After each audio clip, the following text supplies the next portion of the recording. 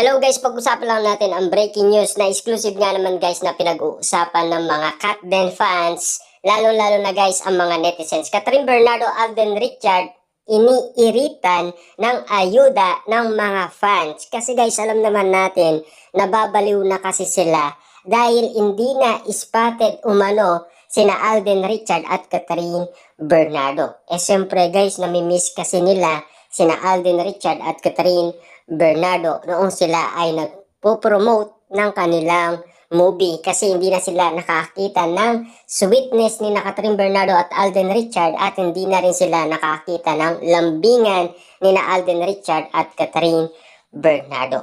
Ang sabi nga naman guys ng balita, nagtatalo ang mga Katden fans tungkol sa naging celebration ni Catherine Bernardo at Alden Richard ng Pasko. Tanong nila, bakit daw walang photo video na magkasama ang mga idolo nila? Bakit daw hindi pumasyal si Alden sa bahay ni Catherine noong Pasko? Alam naman natin guys, no? Pwedeng pumunta si Alden Richard ng pasimple. Kasi alam naman natin guys, gusto nila yung katahimikan. Ayaw nilang ipaalam sa mga tao na talagang nagkikita sila o nag-uusap sila. Na alam naman natin yan guys, no? Narinig naman natin kay Catherine Bernardo na magkikita sila kapag merong celebration. Diba?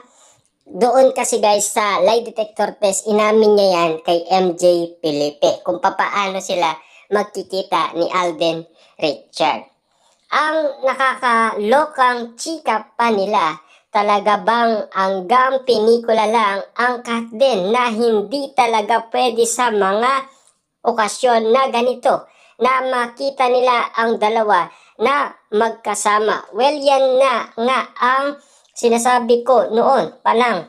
Huwag masyadong i-pressure ang dalawa na dapat ay lagi silang magkasama.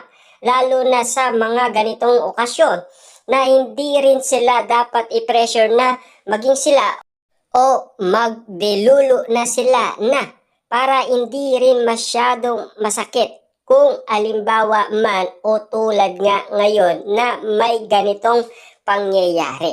Na alam naman natin guys, no, kahit na wala silang ayuda, meron pa rin silang contact sa isa't isa. Meron pa rin ganap sa kanila sa isa't isa. Kahit na hindi man sila magkita sa Kapaskuhan, pero kitang-kita naman natin guys, no? Meron pa rin mga Katden fans na akala mo talaga ngayong Kapaskuhan, hindi nagkikita sina Alden Richard at Catherine Bernardo.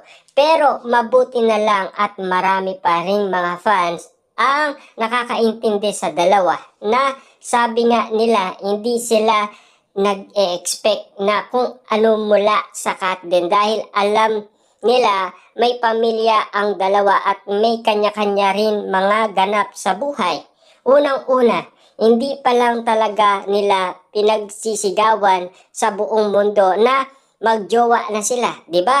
Na wala pang silang sa punto na parang obligasyon na nila na sa mga special na okasyon tulad nga ngayong Pasko na dapat ay sila ang magkasama. Makikita naman sa mga Instagram o social media account nila o ng mga mahal nila sa buhay na pamilya talaga ang kasama nila.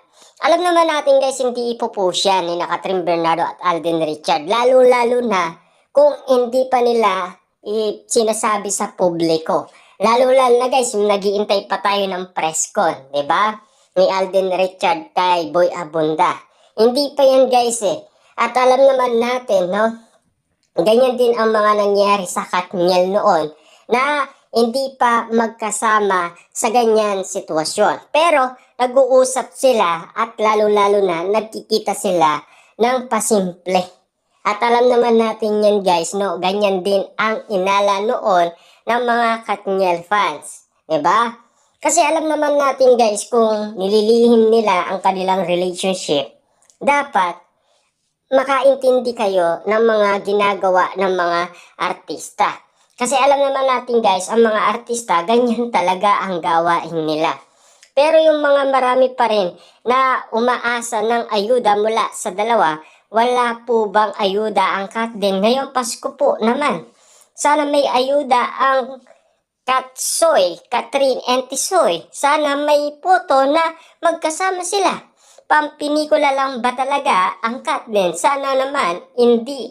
Sana magpunta si Alden kina Catherine.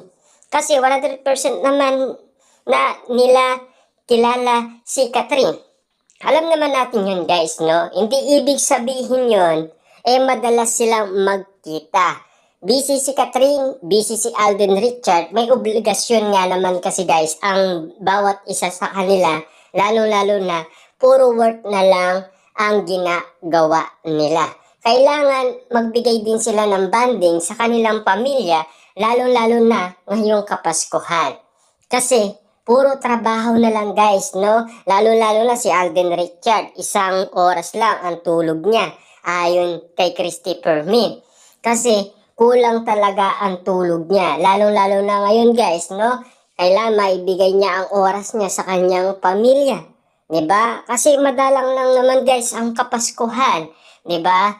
Lalo-lalo na guys, no? Nakapalaw naman sila sa isa't isa. Masaya na tayo doon. Lalo-lalo na nagchat-chat naman sila sa isa't isa in private. Masaya na tayo doon. At least nakikita natin na masaya din silang dalawa. Huwag tayong mag-assume muna dahil alam naman natin guys, naghihintay din tayo ng paraan kung papaano sasabihin ng iba yan sa atin na talagang makakakuha tayo ng impormasyon na talagang sila na.